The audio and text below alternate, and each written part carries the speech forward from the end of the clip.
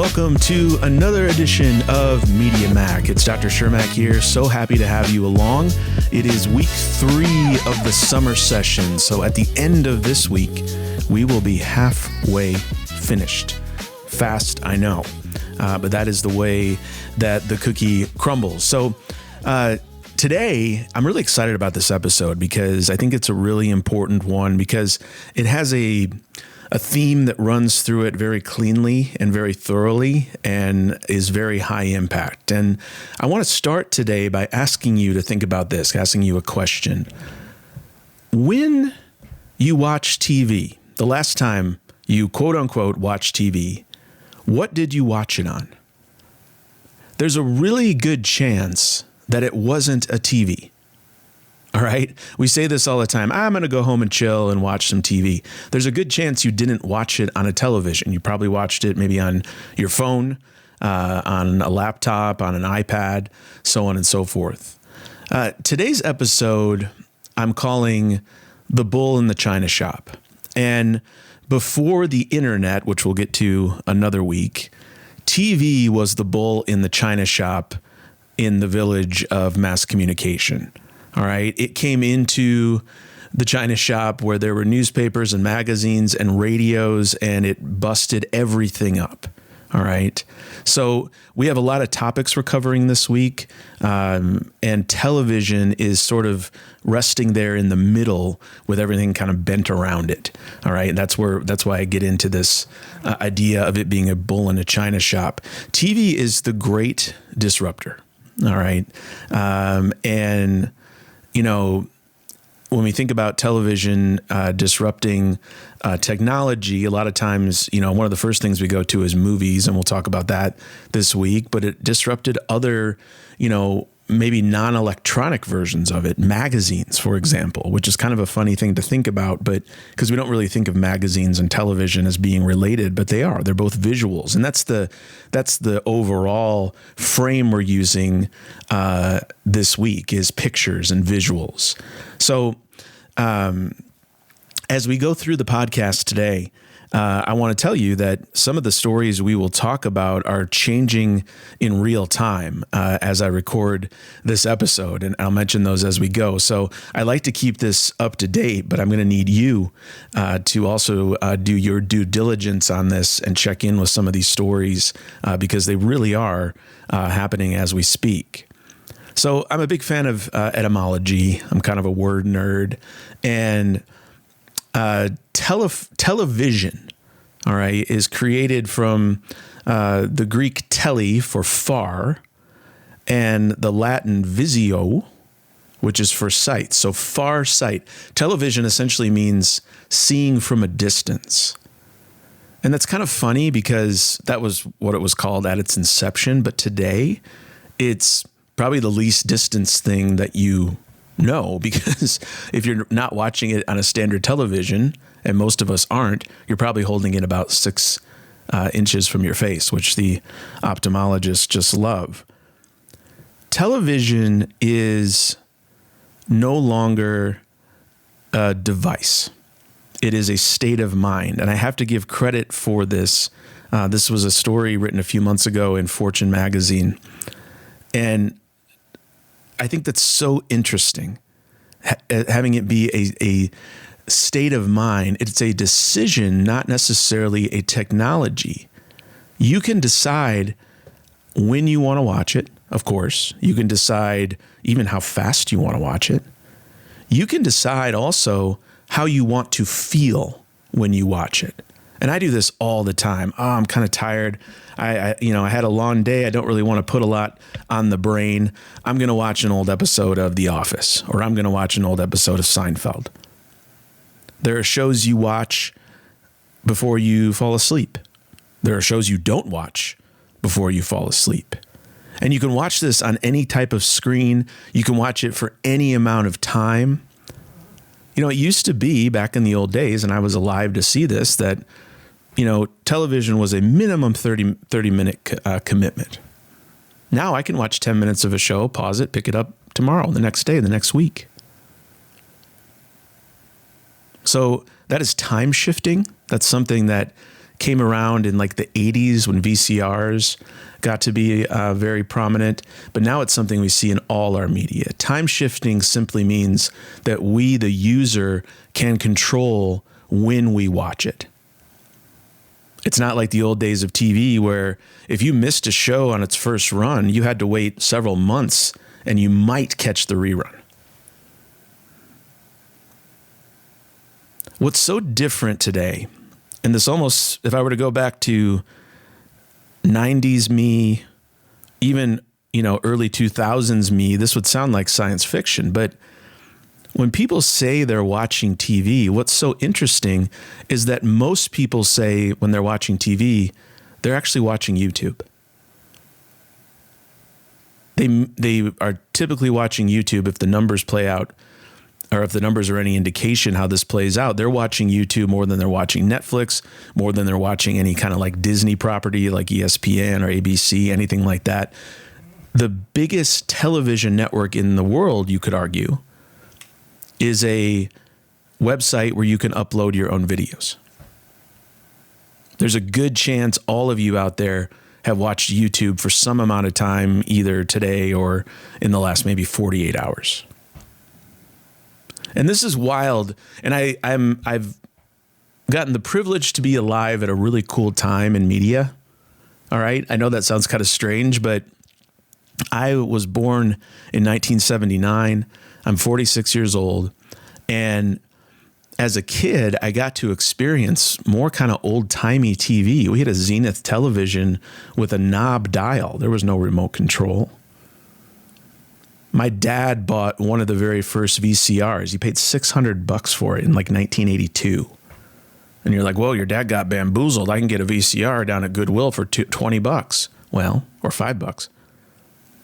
Well, this proves one of our technology truths, in that new technology, early technology, is often far more expensive than technology once it saturates the market. So I got to see TV evolve a lot in the course of my lifetime. I feel very lucky to do that. One of the things that I think is fascinating about this change is cable, right? We didn't get cable in our house until we were 15. I was 15 years old. I say we because I have a twin brother. And so many people love to badmouth cable, right? There's the cord cutting, which you'll talk about in your discussion board this week. And when I took a couple opportunities in my life to cut the cord.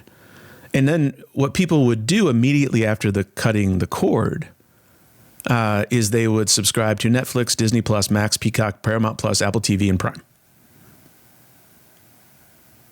And Hulu. And MLB. And NFL. And, right? So now what happened was you ended up paying about what you paid for cable.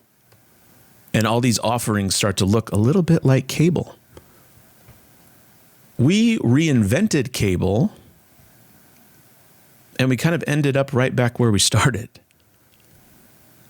That's why this is going to be part of your discussion for those in the class. I want you to kind of map out your own television watching preferences, even if you don't watch TV. There is a clause in there for those who do not watch TV. So this applies to everybody. But what do you actually watch? Why or why not, right? And did you kind of rebuild cable? All right. I'm curious to see what happens. I am a person who probably is one of those people who is guilty of keeping cable alive, because live events were always something traditionally that streaming could not track. Streaming couldn't keep up with live events. So that's why sports are really what kept cable alive. But that is changing very quickly. All right. If you've been alive and alert in the last 5 years, you know, for example, that Hulu has live sports. They tell you that all the time, right? The change really started when Amazon signed a deal with the NFL. And Amazon put Thursday Night Football on Prime exclusively.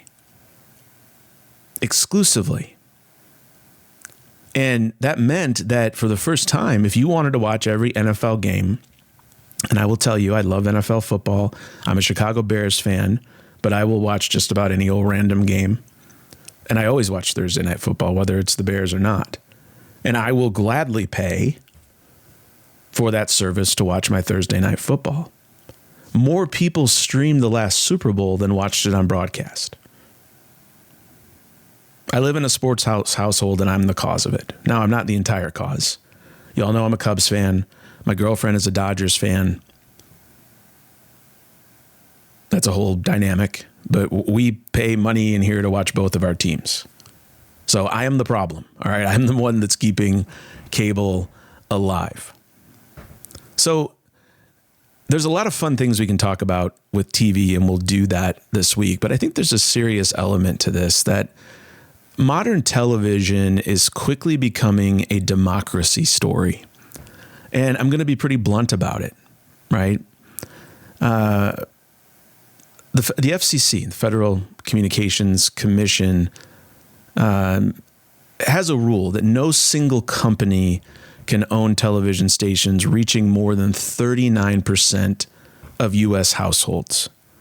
Why does this exist? Well, the idea is if you spread out ownership, that equates to a diversity of voices, which hopefully equates to a better informed public. That idea today is under tremendous pressure. And we saw this happen in 1996 with radio. And it didn't go particularly well. But quite frankly, things were less politically charged back then. What I'm talking about very specifically is Nexstar and Tegna. Nexstar and Tegna are both companies that own local television stations. So when I say local television stations, I'm talking about something like KSBY here in San Luis Obispo. Okay, KSBY is actually owned by Scripps, which is neither one of these companies. Nexstar is already the biggest local television station owner, and they bought Tegna, which is another giant. All right. And it completely blows this FCC rule out of the water. If this deal holds, Nexstar will own 265 stations that reach about 80% of U.S. households. That is double the cap. So it's not like, oh, we're going to go past 39 to like 44. No, we're going to 80. President Trump pushed for the FCC to waive this cap, and they did it. He was very public about it.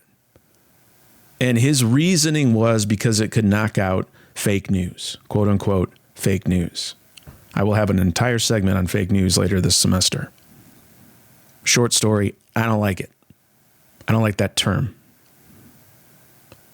When you have a politician who is steering a federal agency to bless a media merger for political reasons, that should bother you. I don't care if you're a Republican. I don't care if you're a Democrat. I don't care if you're a Trumper or something else, whatever. That goes against everything this country is founded on. What's interesting here is that they closed this deal with Nexstar and Tegna in March. That was not the end of the story, though. And there's some localization here to this. The night before the deal closed, California Attorney General Rob Bonta, and I'm reading here from a news story, led a coalition of states plus DirecTV, and he sued under antitrust. With this litigation in place, a federal judge froze this in April. He froze the deal in April. So Nexstar owns Tegna on paper, but the court has ordered them to keep it fully separate, meaning hands off the newsroom, the staff, the programming. So they bought the company, but they're not letting them run it as one. And this coalition that Bonta here in California started has grown to 13 states. It's bipartisan, which I think is a big deal. Nexstar is in the appeals process. And it's literally happening right now.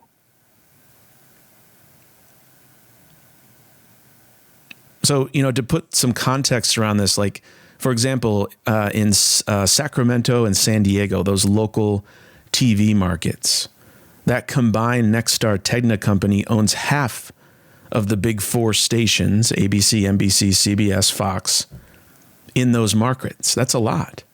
And when you have consolidation, this isn't a hypothetical. This has happened. I'm going over to Indianapolis, Indiana, in the state where I was born, in the state where I earned my first college degree. Over there, they had a group buy a station, they fired the staff, and then they created one newsroom to run in both of those. Same amount of airtime to fill with half the journalists. Gee, what could go wrong? They gut the newsroom, the reporters, the anchors, the producers, the meteorologists, they're all gone. And that's it. So you have a smaller number of people covering the same size area on two different channels. That's problematic. Other deals currently in the news cycle, and this one's really big, Paramount and Warner Brothers. All right. Paramount and Warner Brothers, this is a $111 billion with a B dollar deal. What this would do is it would put CBS, CNN, HBO Max, Paramount, and the Warner Brothers studios, which is massive, all under one roof. Is that good for democracy? And on top of that, about $24 billion in this deal is coming from sovereign wealth funds in Saudi Arabia, Qatar, and Abu Dhabi. There is lots of foreign money on these very American-facing products, including a whole heck of a lot of news. Is that something we want? We got to ask these questions. They're important. So, that's a real kind of serious approach, I know, to kind of start things off for us today. But where things stand right now is really important, and I think it's an important story for you to follow. Just last week, the Department of Justice said it will not challenge the merger, which is a huge green light. There are politicians who are calling it corrupt. The European Union is investigating the foreign money that's involved in this. That review is expected to run into July and even August. And Rob Bonta, the California AG, is still on it as well.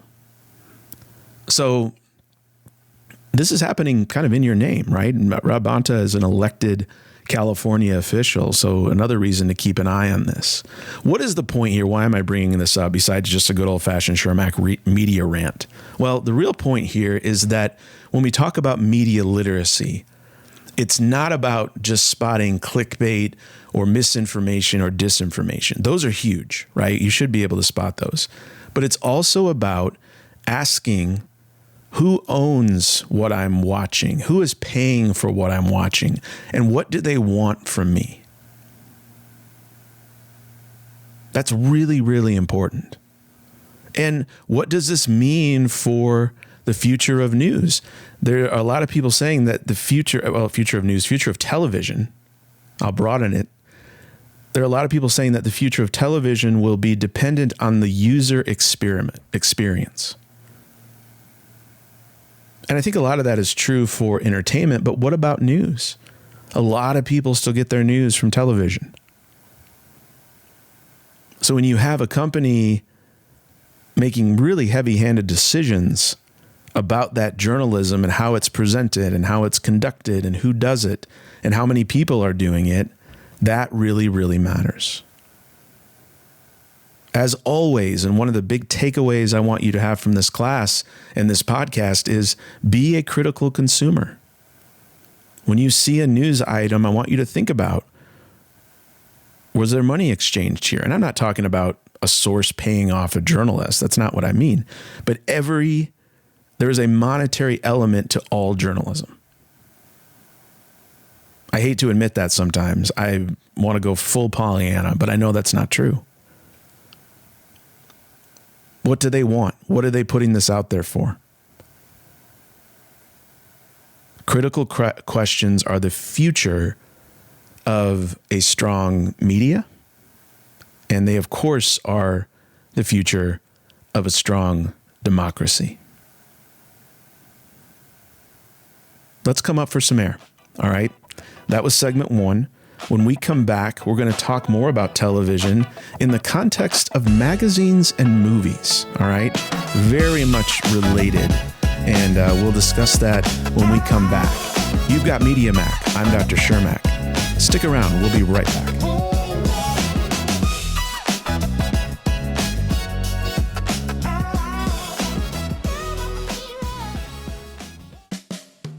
Stay connected to your campus. The Questonian has been Cuesta College's trusted news source since 1966. From breaking news to campus life, we cover the stories that matter to you. Follow us at The Questonian on Instagram, Facebook, and TikTok, or visit questonian.com.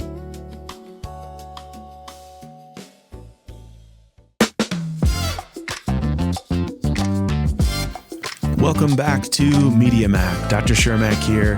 So glad to have you along the way. We are in segment 2 of today's episode, which is called The Bull in the China Shop. And that bull we're speaking of is television. And I want to work in segment 2 to establish the impact television had historically on magazines and movies. All right. Because I think movies is the more obvious one that we're seeing in much more real time right now. Magazines, maybe not so much. So I want to make sure you understand that. And the only way that magazines and movies survived television is by becoming something that TV could not be. And I'll get into that a little bit more as we move forward. So magazines, print, right? Something you can hold in your hands. How the heck would television hurt magazines? Well, it was not necessarily reader-based. What this was all about was the ad money, okay? Because you have what were called general interest magazines, and these are some giant magazines. Life magazine, Look magazine was a fashion kind of based magazine. Saturday Evening Post, kind of commentary, lifestyle to an extent. Very famous long running magazines, and all of those took major hits because the ad dollars that used to pour into them shifted to television when television became massive in U.S. homes. So, remember in the 1950s, in-home television ownership went up 400%. So even though television was invented in the late 20s, it took about, 25 to 30 years for it to get into homes and truly become a mass comm. Magazines were already there. So television enters, and it doesn't mean people got a TV and got rid of their magazines necessarily, but the ad dollars that support the magazine shifted. That's the big change. So how did magazines survive? Well, they specialized. They went niche or niche. I don't know how you pronounce it. I say niche. For example, 1974, People magazine. It's one of the last sort of general interest-ish magazines that was invented at a time when magazines were really going away. And they said, look, we're going to focus on a very particular audience who likes short articles, lots of photos, and we're going to sell it in the supermarket checkout. It's almost like 1970s Instagram. To this day, they are still the number one magazine in ad and circulation revenue. And they have dominated celebrity news ever since their invention. Kind of a cool story there. Tying magazines to identity or membership. The third largest magazine in this country, Costco Connection. You heard it right. Costco connection. It reaches millions of households, and it works because it's already attached to something you belong to. And most of us Costco goers belong to very proudly. I was literally just there yesterday. I love Costco, and I love Costco Connection. Full disclosure. It's one of several magazines I get. I still dig my magazines. I get The Atlantic. I get The New Yorker. Some of the best writing in America. There's also some sort of coupon in my Costco Connection usually, or whatever. But I really enjoy all of those. And, I have kind of a routine where those are built into my life. I want to go back to an article that was written in 2008, which might sound kind of silly because it's not 2008. Kevin Kelly, he's the co-founder of Wired magazine, which is a very popular magazine and successful. And he said, in order for a magazine to survive, it really only needs about 1,000 devoted fans. And there are people who are looking at the history of magazines and looking at like the general interests and saying, well, how's that possible? It's only 1,000 people. But I think what he was doing back in 2008 was starting to talk a little bit about what the creator economy would become. We only have so much time to consume media. So, not every successful creator is going to have 1 million fans. They don't need them, though, to do that. You have things like Substack, Patreon, a lot of other paid newsletters. He talks in the article about a running magazine out of the UK that printed exactly 1,000 copies and said, when we sell out, we sell out. And their business model made sure if they sold out, they'd be in good shape, and they were. Magazines were kind of the originators of the creator economy. And I'll also say this about magazines, and I know this because I do it all the time. Print is not dead. We talked a little bit about that last week. People still want something real in their hands. A magazine basically says, here, we made this for you. Take it or leave it. You want to skip the article on page 36? Knock yourself out. But maybe the thing on page 37 will catch your eye. It's a very different experience than interfacing with your feed, because the algorithm just kind of shoves the next thing in your face. At least in the magazine, you got some choice, and there is something about turning a page. I'm going to have you think about magazines this week. Our second discussion board this week, it's called 3.2 Magazine Island. All right. Kind of a little gamification in your exploration of magazines. And it'll kind of help you look into some of the niche magazines that are out there for sure. Have fun with it. Be creative with it. I think that's the best way to learn and enjoy. Let's switch gears a little bit and talk about movies. I'll be really honest. I'm not a big movie guy. I have a very short attention span, even before, the phone era. I tend to be kind of a busybody. I don't know how I can watch a 3-hour baseball game, but the thought of a 2-hour movie repulses me. I know that's weird. Having said that, there is absolutely no denying the impact of movies on mass communication. Movies are really what we call a media spectacle. My mom and dad still use the phrase, let's go to the show.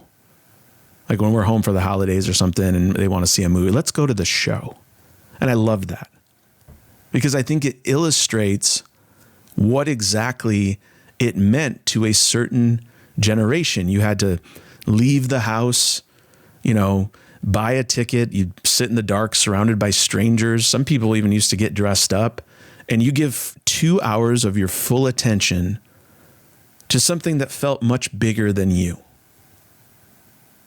That feeling, that experience is something that the industry is desperately trying to hold on to. And that was really special, dating all the way back to the early 1900s. And then in the 1950s, when TV came around, People didn't have time to both watch TV and go to movies, and staying home was much easier. Thousands of theaters closed. And Hollywood had to do some things to differentiate itself from television. So they created wide screens. They created 3D. You talk about like the sound experience. You ever have someone tell you, oh, it's a great movie, but you got to see it in the theater?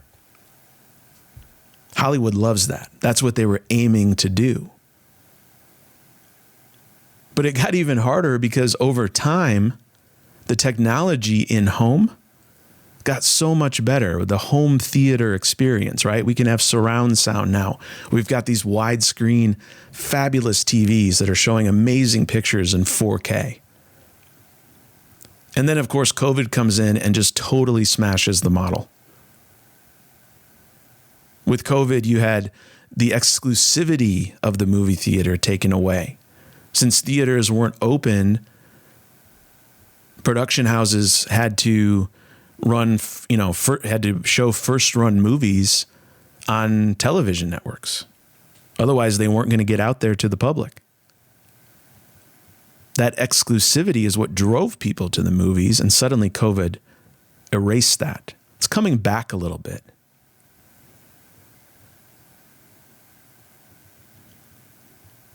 So one of the and honestly, one of the things that they're trying to focus on in getting movies to be back is giving an exclusive window before something went into streaming. It used to be that a movie was in theaters and then there was about a 75-day gap between it going to DVD or, in more modern terms, streaming.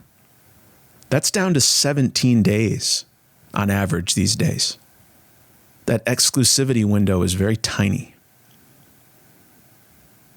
There's a really interesting piece in the New York Times about a month or two ago by Tom Rothman. He runs Sony Pictures. And he says the problem with movie industry is not necessarily streaming. It's that closing window. If you know that it's going to go to streaming in 3 weeks, there's no rush to get to the theater. I'll just wait and watch it at home. This has gutted theaters, especially with adults, right? Kids aren't going to wait for anything. But it has really gutted theaters for adults. And quite frankly, watching movies at home is much better. It's actually changed the way movies are made. One of these factors is Netflix lighting. Have you heard of this? This is really fascinating to me. In the production of the movies, they know that you are going to be watching it maybe on a phone or a tablet, so the lighting is different to look better on your phone or tablet. That is entirely new. They call it Netflix lighting in the industry. That is an example of Marshall McLuhan. The medium is the message. Changing the message because of the device it is likely to be viewed on.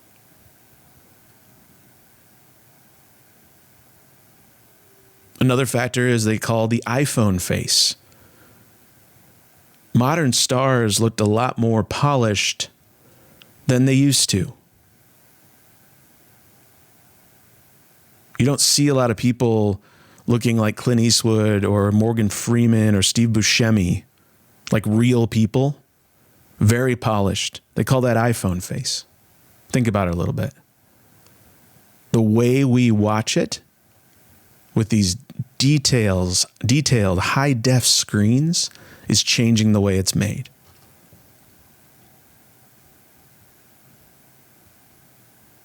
The financial structure in the film industry is changing what gets made. A lot of times movies would get made and studios kind of knew they wouldn't be great in a theater. There's a lot of amazing movies that didn't do well in theater. Some of my personal favorites, Office Space, The Shawshank Redemption, neither one of those movies did all that well in theaters, but they built in what they called the DVD cushion, where they could take kind of a swing on a maybe a mid-budget, super original film that would maybe flop in theaters, but would find new life on DVD. That cushion is gone. So the big studios are going to franchises, they're going to reboots that they know have built-in audiences. It's way less risk for them, but it's way less creativity for us as consumers. And that's frustrating.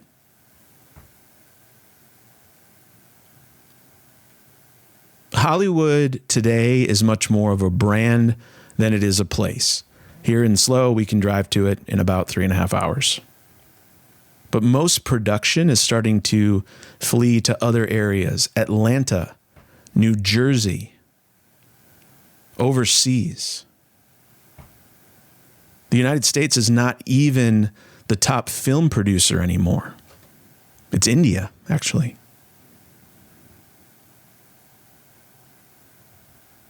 So I'm illustrating this because this is an industry in a great deal of flux and change. There's a lot happening. Pay close attention to it. Think about just like magazines had to kind of differentiate by being specialized, by being tactile, how will movies continue to differentiate from streaming? How is that going to work? And can they do it? You're actually going to have an opportunity to reflect on that a little bit in your read and react assignment for this week. Okay, that's segment 2. When we come back for segment 3, we're going to talk about what I'm calling the new bull in the China shop, and it relates to television, digital gaming. Also highly likely something that you have done in the last 48 hours. That's when we come back for segment 3. I'm Dr. Shermak. This is Media Mac. Stay with us.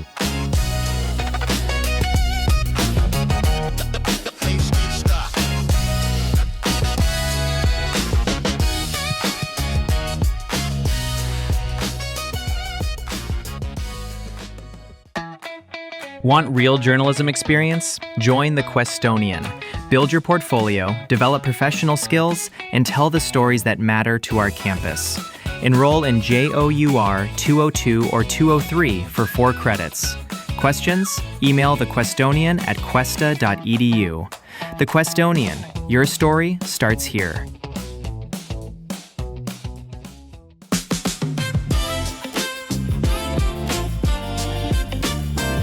Welcome back to segment 3, our final segment here on this episode of Media Mac. Dr. Shermak, so happy you are joining us. Today is all about the visuals, and it's really all about the bull in the China shop, which is television.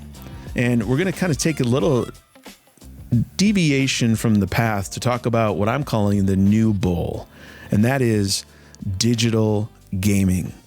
There was a time when I taught this class. I've been teaching this class for about 17 years. And there was a time when I taught this class when video games were not included as part of a mass communications curriculum. And only in about 2017, 2018 did that become the case. But if you think about it, video games very much are a mass communication. Do you have huge centralized companies? Of course you do. Do you have massive global audiences? Very much so. Are there messages about everything from culture to violence to gender, politics? Yes, of course, they're all in there. And yes, they're even ad-driven. Are they shaped by government pressure and corporate pressure? Yes. They check every single box across the board. And I think when we start talking about the scale of video games, that really blows people away. Think about this. The gaming industry, video gaming industry, is bigger in dollars than movies and music combined. That's a global revenue of around $188 billion. That was 2025. And Morgan Stanley is projecting $275 billion this year, which is more than movies, music, and print combined. So it's not like, oh, that's a pretty big deal. It is a behemoth. It is massive. And then we get into who actually plays. about 205 million Americans regularly play some kind of digital or video game. That is 2 out of every 3 people walking down the street. I love this one. The average age of a player, most people are going to guess teens. Absolutely not. 36 years old. And that, typically speaking, is a time where folks start to develop some expendable income. It's about a 50-50 split between men and women. So this idea that it's just teenage boys is like 20 years out of date. It's a very different industry now. My gaming life started with an NES, the original NES. We had Mario. We had Contra, was an awesome name. A game. My brother Tim, it was and is a video game whiz. He would pick it up and just beat me every single time. But I hung with it, and I really loved it. We had a Genesis then. I got a PlayStation when I was in college. I live in a kid-free home by choice, and we still have video games in this house. We have a PS5 and a Switch, and we still play. It's great. So I love video games myself. I don't play a lot on my cell phone, but I know that's a primary place where a lot of people play today. So with all those numbers and all those people and all that money, you would think that it is great, grand, wonderful. That is not the case. The video game industry is actually in a great deal of turmoil. And there are some experts who have been around the industry for decades who are saying that it's worse than the 1983 crash. And I want to take a moment, your textbook will talk about it, but I want to give my little summary. 1983, all right? Atari at the time is king. NES is not in the picture just yet. But the market is being flooded by bad consoles and bad games. My favorite example of this of all time is the ET, extraterrestrial phone home, right? That guy, they rushed a game about that movie out in about 5 weeks. That video game was so bad that the studio that made it took the copies of that video game and they buried them in a landfill in New Mexico. There's a whole documentary about it that you should watch. I just love that story so much. I can't get enough of it. Revenue in between 1983 and 1985 dropped 97%. What comes along in 1985 to save it?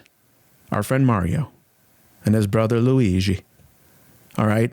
The NES comes along and really saves the industry.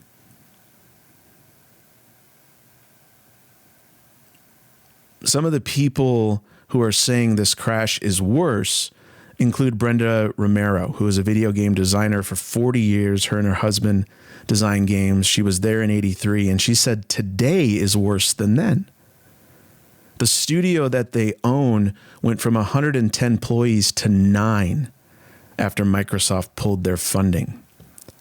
Since 2002, 45,000 gaming jobs have been lost. The company Epic, which makes Fortnite, which is one of the biggest games ever, some of you probably play it, they laid off a quarter of its staff. Think about that. They made a hit like Fortnite, and they still laid off a quarter of their staff. So what's happening here? There's a larger observable pattern happening where workers are cut, but the top gets bigger. And it reminds you of a lot of other industries like newspapers. The bottom line really isn't hurting. It's being bought by companies that are trying to make an extra buck, and they don't care what they do to the product.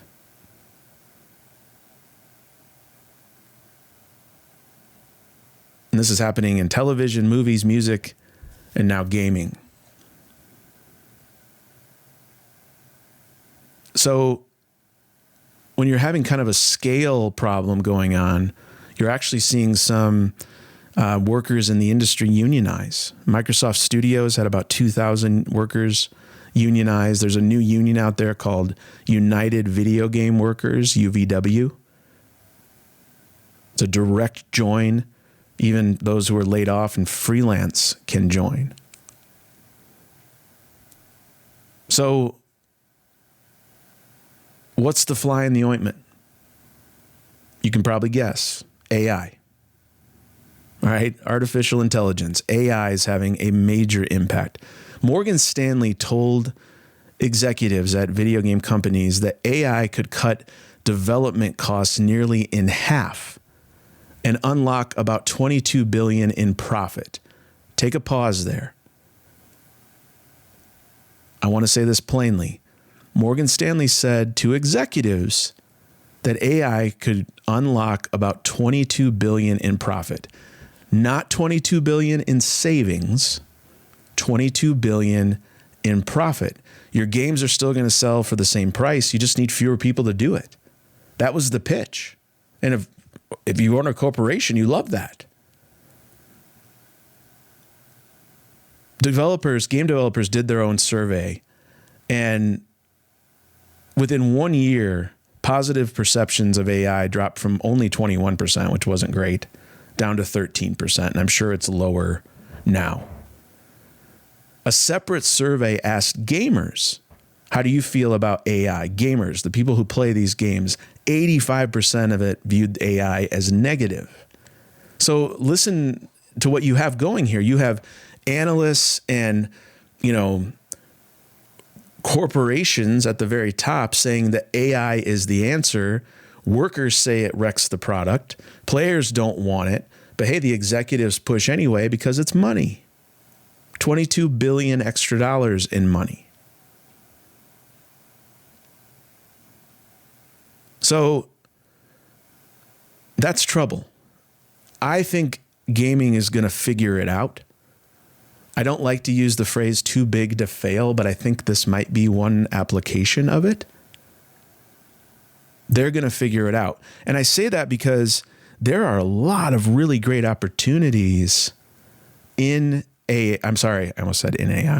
video games for you. If you're in this class and you're thinking about doing a comm major or journalism major or something related, there's a lot of opportunities related to gaming. Don't sleep on it.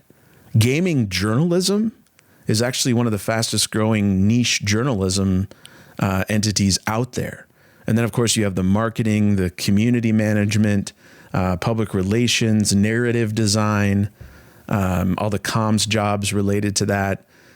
People with communications and journalism skills are needed in video game industries. So keep that in mind as you kind of look forward to your career. So the theme of today has been the bull in the china shop. And, 50 years ago or so, television kind of broke a lot of things in mass media, including what we focused on today. Magazines had to get more specialized in order to survive. Movies had to become an experience of their own in order to survive television. And now gaming is sort of the new bull in the china shop. It's bigger than all of them, and it's sort of going through the exact same changes that happen when you become a bull in the china shop. AI is sort of the difference, really, and that will continue to evolve. But really what you have is a similar pattern. You have consolidation up top. You have layoffs in the middle. There's this new technology, AI, that nobody asked for, and people are kind of worried that it's all coming apart. So it's a similar story. The only thing that really changes is which one is the bull, right? So what can you do? Well, I think you should stay what I'm calling medium literate, right? Understand these mediums, which is why you're here in this class. Pay attention.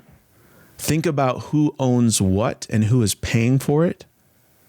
That really is the whole game to consider in all of these different industries.